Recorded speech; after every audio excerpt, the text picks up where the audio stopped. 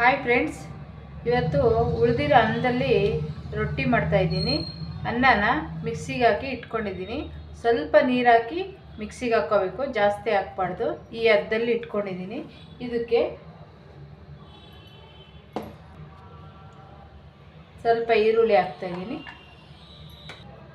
Chilli ಪುಡಿ, ಕರಿಬೇವು, ರುಚಿಗೆ ತಕ್ಕಷ್ಟು ಉಪ್ಪು, ಇದರೊಳಗೆ ಸ್ವಲ್ಪ ಅಕ್ಕಿ ಹಿಟ್ಟು ಹಾಕ್ಕೋಬೇಕು, ಜಾಸ್ತಿ ಹಾಕ್ಕೋಬಾರ್ದು. ನೋಡ್ಕೊಂಡು ಕಲಿಸ್ಕೊಬೇಕು. ಇದೆಲ್ಲ ಮಿಕ್ಸ್ ಮಾಡ್ಕೊಬಿಡ್ಬೇಕು.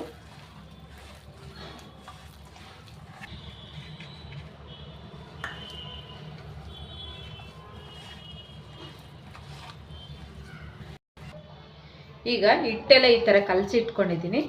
ಇದನ್ನು ತಟ್ಕೋಬೇಕು.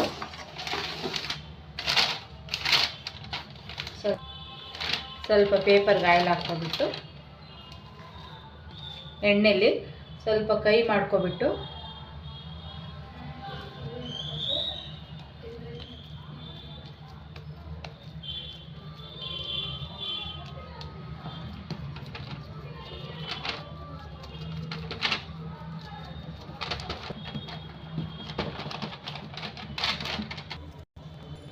ಈಗ ತವೆ ಇಟ್ಕೊಂಡಿದ್ದೀನಿ. ತವೆಗೆ ಸ್ವಲ್ಪ ಆಯಿಲ್ ಹಾಕ್ಕೊತಾ ಇದ್ದೀನಿ. ಈಗ ತವೆಗೆ ಹಾಕಿದ್ದೀನಿ. ಸ್ವಲ್ಪ ಬೇಯಬೇಕು. ಇದು ಸ್ವಲ್ಪ ಲೇಟ್ ಬೇಯೋದು, ಒಂದು 2-3 ನಿಮಿಷ ಆಗುತ್ತೆ.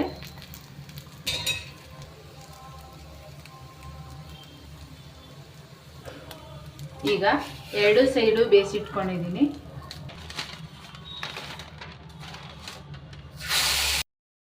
ಫ್ರೆಂಡ್ಸ್, ಅನ್ನದ ರೊಟ್ಟಿ ರೆಡಿಯಾಗಿದೆ. ಸಬ್ಸ್ಕ್ರೈಬ್ ಮಾಡಿ, ಶೇರ್ ಮಾಡಿ, ಲೈಕ್ ಮಾಡಿ ಫ್ರೆಂಡ್ಸ್.